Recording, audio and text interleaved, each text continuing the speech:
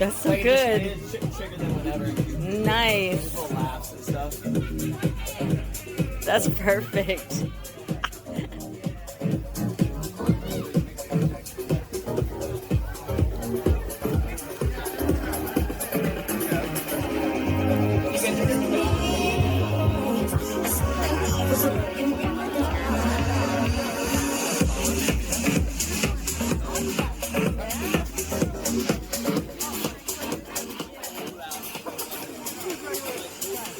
Yep.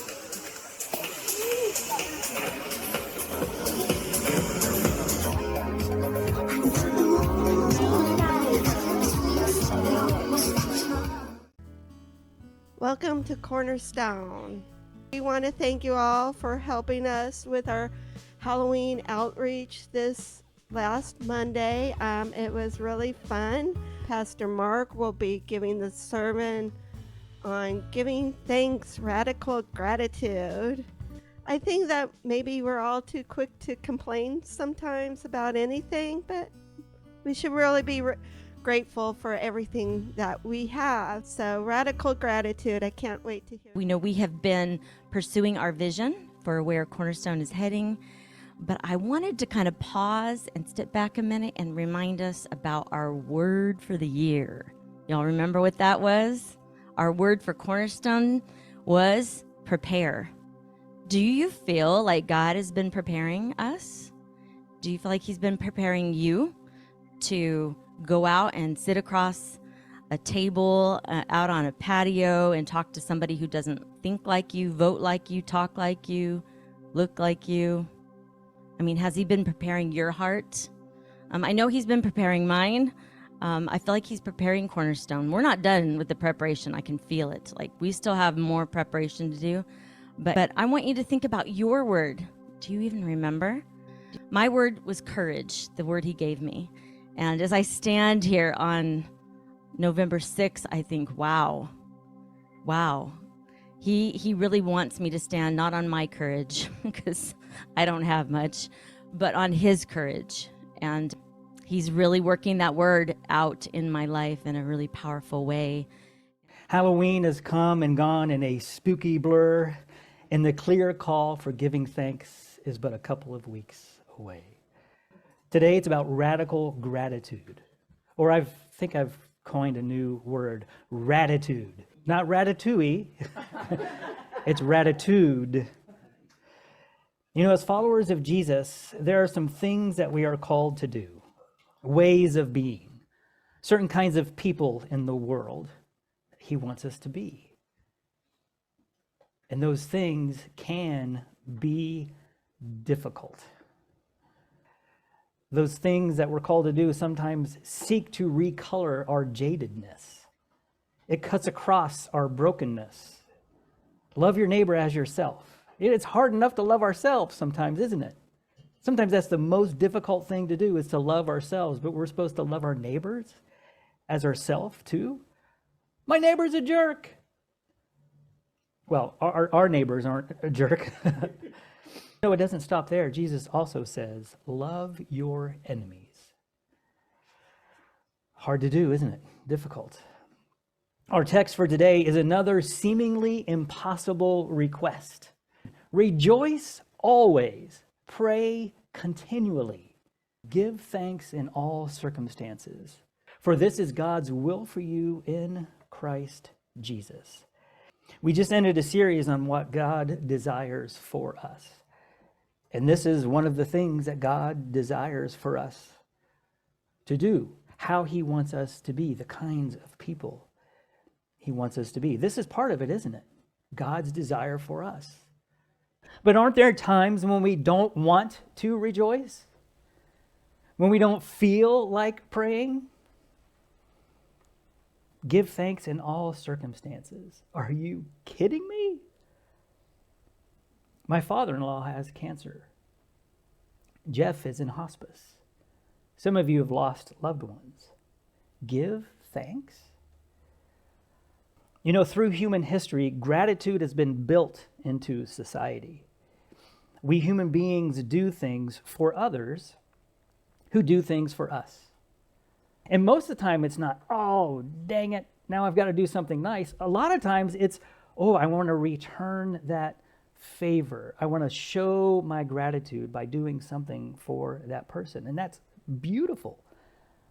Sometimes, though, if we're having a bad day, somebody does something nice for you, you say, I don't feel like doing something nice for them, but you may do it anyway.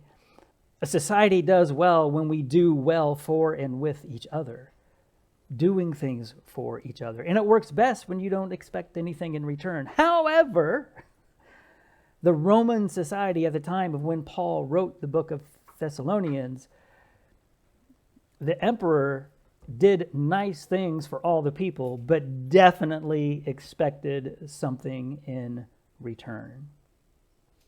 If you were happy, it was because Rome offered peace. Now, of course, the kind of peace they offered was, if you fall in line and do what we say and pay your taxes, you'll have peace. But if you don't, no peace. No, it was a reciprocal service. Benefits imposed a debt on those who received them that had to be paid back. The structure of gratitude with its required reciprocity was the glue of ancient Rome and society and politics. In order for the emperor to receive his proper portion and everybody else to take theirs, taxes were inordinately high on the poor. Obligatory reciprocity. Now, nobody likes that, right? Somebody does something for you, and you're obligated to do something in return. Rome used gratitude as a tool of control. That goes against our very nature and idea of what gratitude is, doesn't it? This is what, at its core, gratitude is, the right kind of reciprocity. One that's not payback, but one that instead is the sharing of gifts and care. Pro bono, without expecting anything in return. Gratitude is an ethic, it's a way of being, of reciprocity that responds to gifts by moving them forward to others and not back up to benefactors. It's paying it forward. So what is Paul saying then? What was Paul saying? In all things, give thanks. And again, notice he didn't say, for all things, give thanks, but in all things. Because we don't give thanks or have gratitude for suffering and for sickness or for pain or for hardship or for evil or for injustice, but we can still give thanks in the face of all that. We don't have to bow down to that oppressive gratitude, but we can practice a radical gratitude that sees God's gift of grace in all things. We can subvert the status quo. We can subvert the quid pro quo of privileged gratitude. And we live out pro bono, gratitude intended for all human beings. May we rejoice always, pray continually, and give thanks in all things. May we receive and express gratitude as grace and as a gift in all things, to all things, and for all people. And may we especially say to God, thank you. I am thankful, so thankful. I am thankful, so thankful. I am thankful, so thankful. I am thankful, so thankful. Whoa, whoa, whoa,